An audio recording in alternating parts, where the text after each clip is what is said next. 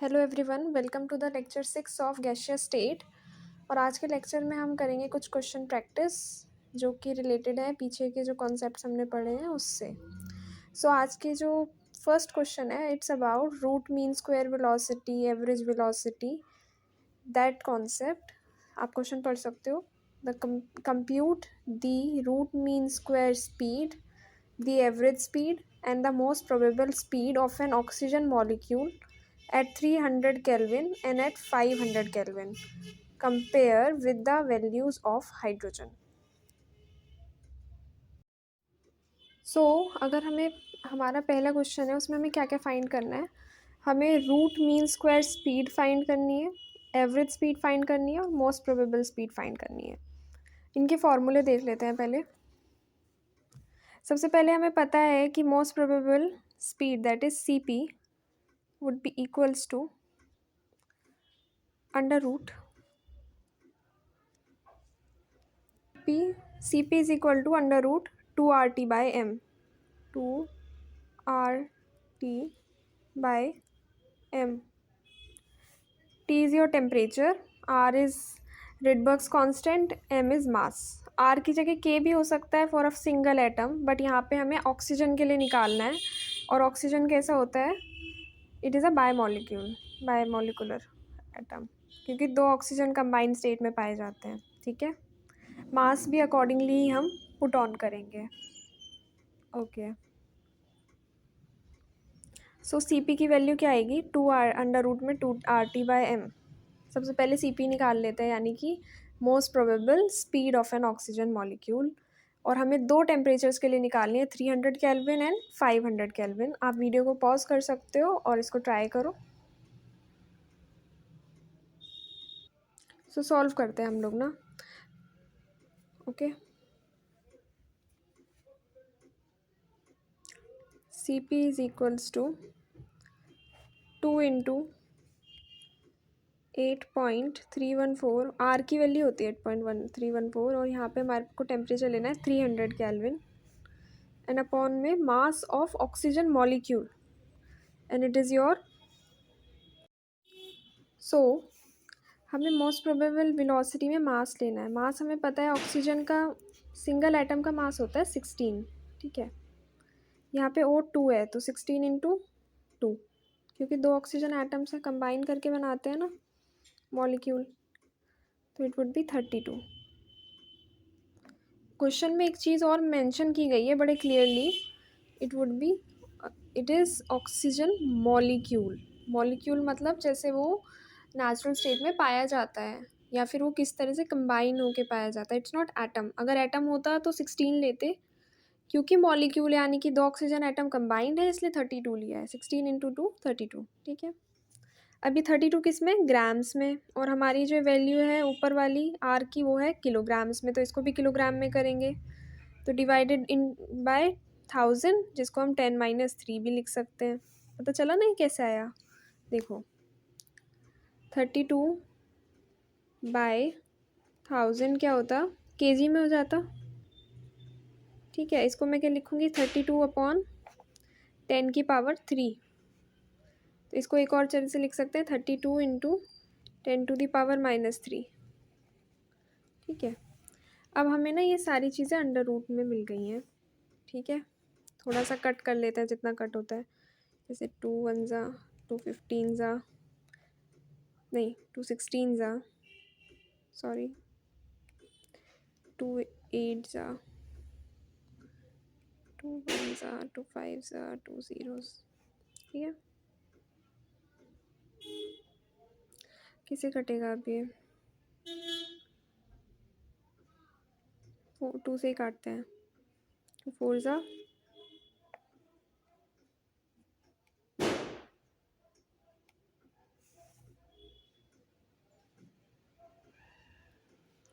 Okay. तो अब हमारे पास सी पी की जो वैल्यू आ गई फिर से, it would be under root 8.314 into 75 upon में 4 इंटू 10-3। ठीक है, तो CP की वैल्यू अब ना इसको कैलकुलेटर के यूज़ से हम फाइंड आउट कर लेंगे। सो ये एक साइंटिफिक कैलकुलेटर आपको यूज़ करना आता होगा आई होप, और इट इज़ 100 ms। एग्ज़ाम्स में 82 ms ही अलाउड होता है, तो आप वही यूज़ करना।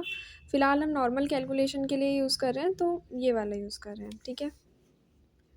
सो हमें क्या पता है, 8.314 इंटू 75 डिवाइडेड बाय 4, ठीक है, इज इक्वल टू, देन उसको कर देंगे डिवाइडेड बाय 10⁻⁻3। अब ये आंसर देखो ये आंसर आ रहा है 155,887.5। मैं आपको ये क्यों बता रही हूँ कैलकुलेटर का यूज़, आप ध्यान रखना जब आप डिवाइड करोगे ना, या तो ब्रैकेट लगा के डिवाइड करो या एक एक करके डिवाइड करो, नहीं तो मल्टीप्लाई में काउंट हो जाती है वो वैल्यू, ठीक है। इस चीज़ का ध्यान रखना, ठीक है। तो उसके बाद में हमें क्या मिल गया है, हमारी जो वो इतनी आ गई है। आप भी चेक कर लेना यही आ रही है या नहीं आ रही है। अब इसका हम अंडर रूट ले लेंगे। Now I will take under root of answer, और हम मेरे को वैल्यू आ रही है 394,825 के अकॉर्डिंग, तो यही लिख लेते हैं जो आ रही है हमारे पास। तो हमें CP की वैल्यू मिल गई है 394.82 मीटर पर सेकेंड। आप पूरा क्वेश्चन कॉपी कर लो अगर नहीं किया है तो देख लो, ठीक है।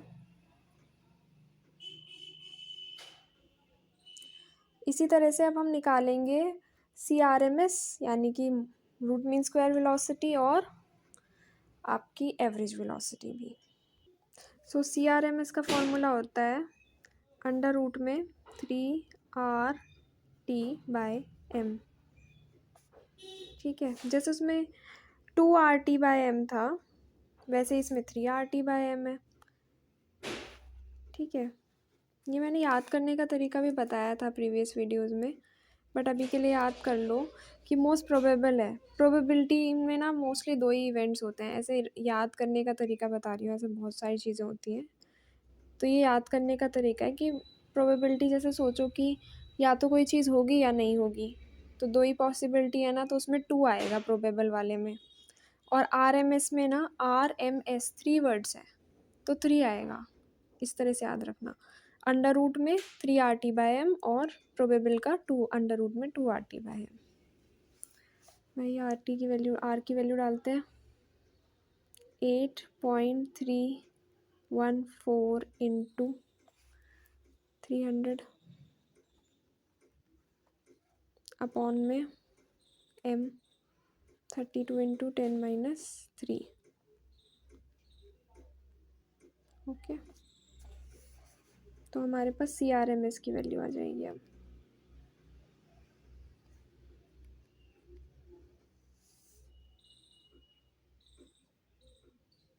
अभी देख लो इसको, CRMS की वैल्यू आ गई ना, इस तरह से बस फॉर्मूले पुट किए हैं और डायरेक्टली डाला है। ऐसे ही होता है हमारे पास एवरेज वेलोसिटी, C एवरेज। इसको कैसे निकालेंगे हम, देखो C एवरेज की वैल्यू कैसे निकालेंगे। C एवरेज का फॉर्मूला होता है 8RT/πm, ठीक है। और फिर हमने क्या वैल्यूज़ पुट कर दी, 8 फॉर्मूले से, R रिडबर्ग कांस्टेंट की value, T is the temperature जो कि हमें क्वेश्चन में दिया हुआ है 300 केल्विन, पाई की वैल्यू होती है 3.14 या 22/7, कुछ भी डाल देना। देन 32 कैसे आया बता दिया था, 10-3 यूनिट की वजह से। इसको कट किया, 8 1 ज़ा 8, 8 4 ज़ा 32, 4 7 ज़ा 28, 4 5 ज़ा 20, राइट। उसको लिख लिया है। अब इसको कैलकुलेटर से सॉल्व करेंगे और सॉल्व करके बता देंगे कि हमारी वैल्यू आ कितनी रही है एग्जैक्टली, ठीक है। देखो ये वैल्यू आ रही है। अब इसका हम आंसर कैसे निकालेंगे, जैसे हमें ये वैल्यू मिल गई, इसको निकालने के लिए हम क्या करते हैं, हम लिखते हैं, नीचे एक ऑप्शन होता है आंसर, इस पर टैप करते हैं। कोई 1 मिनट, या फिर ऐसे भी देख सकते हो रुको। ठीक है, हमारे पास अभी फिर कुछ नहीं है। अभी हमने क्या बोलना है, सबसे पहले हम लेंगे अंडर रूट, ठीक है, और उसके बाद में आंसर।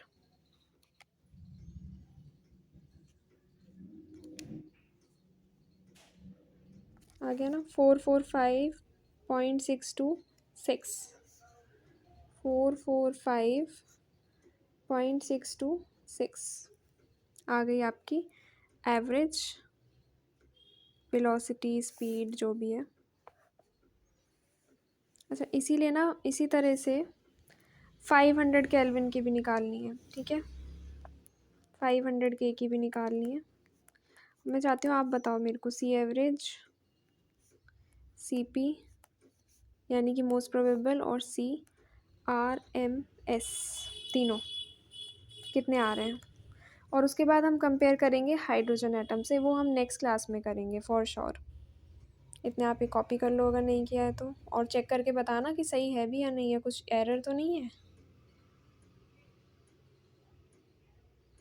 ठीक है, आज के लेक्चर में हम इतना ही पढ़ेंगे। नेक्स्ट लेक्चर में मैं आपको काफ़ी सारे सवाल कराऊंगी फॉर श्योर। ये क्वेश्चन हम इतना ही करेंगे अभी, इसको समझ लो अच्छे से, क्योंकि एक सवाल इसका आता है एग्ज़ाम में, मोस्ट प्रोबेबली आता है।